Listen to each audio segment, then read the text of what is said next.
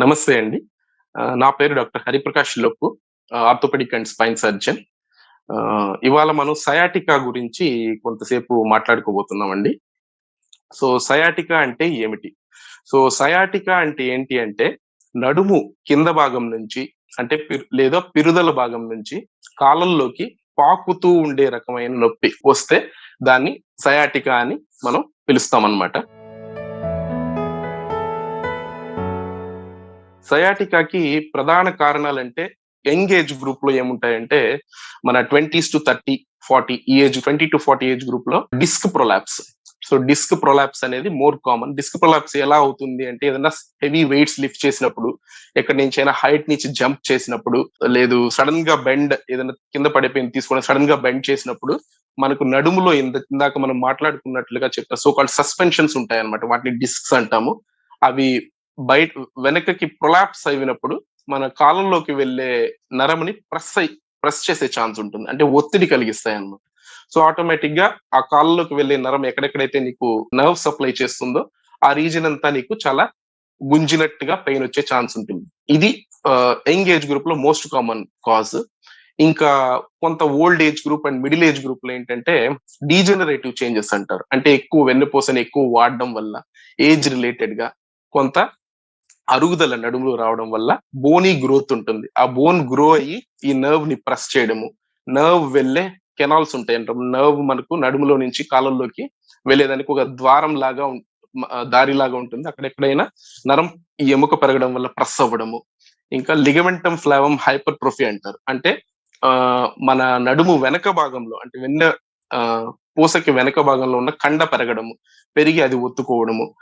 వీటి వల్ల most of the cases ఏంటి అంటే ఏదో ఒకటి మన మెయిన్ స్పైనల్ కార్డ్ అంటే మెయిన్ నరము మెదడు నుంచి కింద పాదాల వరకు వెళ్ళే ఈ వెన్నె పూసైతే ఏమోదే ఉంటుందో నడుము వరకు దానికి ఎక్కడైనా చుట్టుపక్కల ఒత్తిడి కలిగిస్తే ఆటోమేటిక్ గా నీకు కాళ్ళలోకి పెయిన్ అంటూ వచ్చే ఛాన్స్ ఉంటుంది. కామన్ సైన్స్ అండ్ సిమ్టమ్స్ అంటే సయాటికా అనేదే ఒక సిమ్టమ్ అన్నమాట. మన నడుములో నుంచి పాదంలోకి గాని లేదా పిరుదల్లో నుంచి పాదంలోకి గుంజినట్లు పెయిన్ వస్తుంది. తర్వాత తిమ్మిర్లు తొడలో గాని పాదంలో గాని తిమ్మిర్లు రావడము, స్పర్శ సెన్సేషన్ కొంచెం తగ్గినట్టు అనిపించడము లేదా కంప్లీట్ గా సెన్సేషన్ తగ్గిపోవడము, లేదా వీక్నెస్ బోన్ మజిల్ వీక్నెస్ అన్నమాట. మజిల్ వీక్నెస్ కండరాల స్ట్రెంగ్త్ తగ్గినట్లు. సో కండరాల స్ట్రెంత్ తగ్గితే ఆటోమేటిక్ ఏంటంటే పేషెంట్ కొంచెం లింపింగ్ అంటే కొంచెం కుంటుతూ నడిచినట్టు రావడము. ఇంకా లిస్ట్ అంటారు. లిస్ట్ అంటే ఏంటంటే మనకు డిస్క్ బల్జ్ అయ్యి ఎటో ఒకవైపు అంటే ఎడం వైపు గాని కుడి వైపు గాని ఎటో ఒకవైపు ఉన్న నరాన్ని ప్రెస్ చేస్తున్నప్పుడు ఆటోమేటిక్ ఏంటంటే ఆపోజిట్ వైపు కండరాలు స్పాజం లోకి వెళ్తాయి అనమాట. ఎందుకంటే ఈ నరం ఎక్కువ ప్రెస్ చేస్తుందని మన బాడీ కంపెన్సేటరీ మెకానిజం లాగా ప్రొటెక్టివ్ మెకానిజం. సో ఆటోమేటిక్ గా అప్పుడు మన నడుము ఏంటంటే కొంత వెనక్కి లెఫ్ట్ సైడ్ కి ఆపోజిట్ సైడ్ కి వంగినట్టుగా ఉంటుంది అనమాట. సో దీన్ని లిస్ట్ అంటారు. సో ఇవి మనకి జనరల్ గా రొటీన్ గా ఓపీడీలో ప్రజెంట్ చేసే సిమ్టమ్స్ అండ్ సైన్స్. ఫస్ట్ మనం పేషెంట్ చెప్పే హిస్టరీని బట్టే మనకు కొంత ఇది సయాటికా కైండ్ ఆఫ్ పెయిన్ అని మనకు అర్థం అవుతుంది. తర్వాత క్లినికల్ ఎగ్జామినేషన్ వెరీ ఇంపార్టెంట్ అనమాట. దాంట్లో కొన్ని టెస్ట్ లాగా ఉంటాయి. క్లినికల్ గా మాన్యువల్ గా మేము చేసే టెస్ట్ ఉంటాయి. సో అవి నర్వ్ స్ట్రెచ్ టెస్ట్. అంటే ఏంటంటే నర్వ్ కి కొంత స్ట్రెచ్ అయ్యే కెపాసిటీ ఉంటుంది. సో ఎప్పుడైతే ఆల్రెడీ దాని మీద ప్రెషర్ ఉందో అప్పుడు అది మనం ఈ నర్వ్ స్ట్రెచ్ టెస్ట్ చేసినప్పుడు ఏమవుతుందంటే పెయిన్ ఇంక్రీజ్ అవుతుంది అనమాట. సో ఆటోమేటిక్ గా వీ కెన్ డయాగ్నోస్ క్లినికల్. ఆ తర్వాత ఇప్పుడు ఫర్ ఎగ్జాంపుల్ ఈ నర్వ్ స్ట్రెచ్ టెస్ట్ పాజిటివ్ వచ్చినప్పుడు మనం ఆటోమేటిక్ గా నెక్స్ట్ అవసరమైతే ఎక్స్రే తీపిస్తాము. ఎక్స్రేలో బోన్ కి మధ్య డిస్క్ ఉంటుంది. వర్టిబ్రల్ బోన్ కి మధ్య అది స్పేస్ తగ్గినప్పుడు మేబీ డిస్క్ ప్రొలాప్స్ అయి ఉండొచ్చు అని ఒక అజంప్షన్ ఉంటుంది. High level investigations like MRI ఇవి పేషెంట్ సివియారిటీ ఎక్కువ ఉంది మెడిసిన్స్ తో లేదా మనం ఇచ్చిన ట్రీట్మెంట్ కి రికవర్ అవ్వట్లేదు అప్పుడు హై లెవెల్ ఇన్వెస్టిగేషన్స్ కూడా ఎంఆర్ఐ రిక్వైర్మెంట్ ఉంటుంది. సో ఇలా మనం దీన్ని డయాగ్నైజ్ చేసి ట్రీట్మెంట్ ఇస్తాం. సయాటికా ఏంటి అంటే మోస్ట్ ఆఫ్ ద కేసెస్ అంటే ఈ రొటీన్ కాజెస్ ఏవైతే ఉన్నాయో డీజనరేటివ్ వల్ల డిస్క్ ప్రొలాప్స్ వల్ల వచ్చే రొటీన్ కాజెస్ అంతా 80% అంటే 80% ఆఫ్ కేసెస్ లో ఇర్రెస్పెక్ట్ ఆఫ్ ద సైజ్ అంటే డిస్క్ ఎంత పెద్ద ప్రొలాప్స్ అయింది, ఎంత ఎక్కువ ప్రెషర్ ఉంది నరం మీద, దాంతో ఇర్రెస్పెక్ట్ అది ఎంతైనా కూడా 80% ఆఫ్ కేసెస్ లో సెల్ఫ్ రిజాల్వింగ్ ఉంటాయి అనమాట. అంటే it will take some time, maybe 15 days to 3 months అలా, depending on person to person subjective గా మారుతుంది.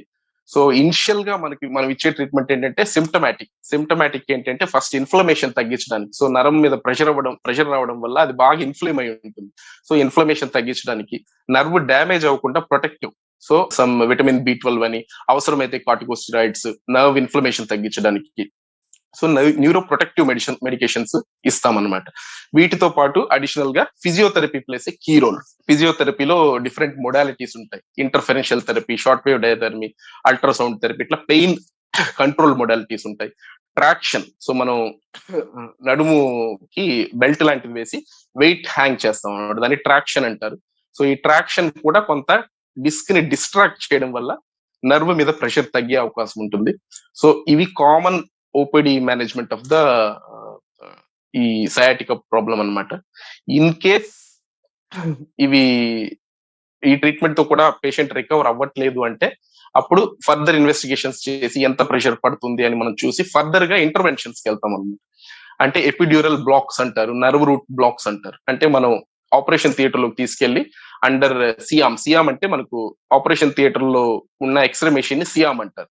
సో అండర్ సియామ్ మనం ఎక్కడైతే ప్రాబ్లం ఉందో అక్కడ డ్రగ్ డెలివరీ, ఇంజెక్షన్ ద్వారా డ్రగ్ డెలివరీ చేయడము, ఇలా epidural injections, nerve route blocks చేస్తాం అనమాట.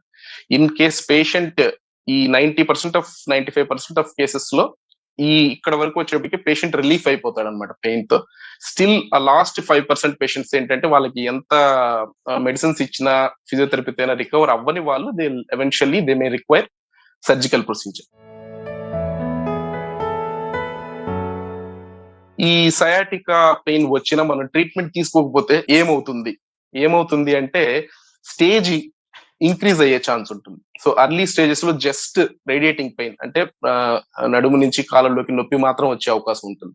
సో స్టేజ్ ఇంక్రీజ్ అయ్యే కొద్ది ఏంటంటే నెక్స్ట్ స్టేజ్ అంటే సెన్సేషన్స్ ఎఫెక్ట్ అవుతాయి, తిమ్మిరలు రావడము, స్పర్శ తగ్గిపోవడము, ఇవంతా ఉంటాయి. నెక్స్ట్ స్టేజ్ ఏంటి అంటే వీక్నెస్ ఎక్కువ వచ్చినప్పుడు ఏమవుతుంది అంటే లింపింగ్. సో నీకు ఫుడ్ డ్రాప్ వచ్చే ఛాన్స్ ఉంటుంది. ఫుడ్ డ్రాప్ అంటే ఏంటంటే మనం నడిచేటప్పుడు పాదం పైకి లిఫ్ట్ చేయాల్సి ఉంటుంది అనమాట. నడిచేటప్పుడు పాదం పైకి లిఫ్ట్ చేసి పాదం కింద పెట్టాల్సి ఉంటుంది. సో ఆ మజిల్స్ ఎప్పుడైతే వీక్నెస్ వస్తాయో, మోస్ట్ కామన్ గా L5, L4 ఎఫెక్ట్ అయినప్పుడు యాంకిల్ డార్సీ ఫ్లెక్షన్ పైకి అనేది వీక్నెస్ వస్తుంది అనమాట. సో వాళ్ళు చాలా లింప్ చేసి నడవాల్సి వస్తుంది.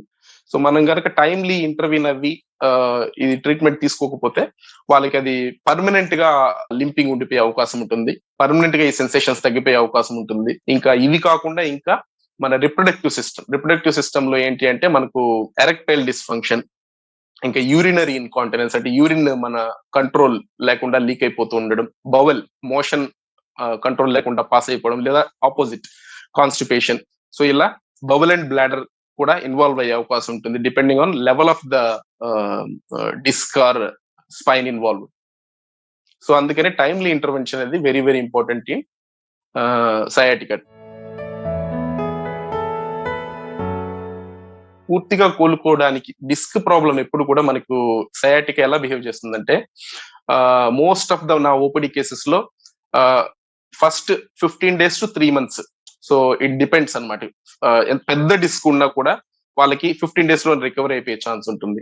చాలా చిన్న డిస్క్ మైల్డ్ గా అసలు మనకి ఏమి ఎంఆర్ఐ వాటిలో పెద్ద సివియర్ సైన్స్ ఏం లేకుండా 3 months పట్టే టైం ఉంటుంది. సో 15 days to 3 months అనేది general duration of the recovery time అనమాట. సో ఆ టైంలో most of the cases recovery అయిపోతారు.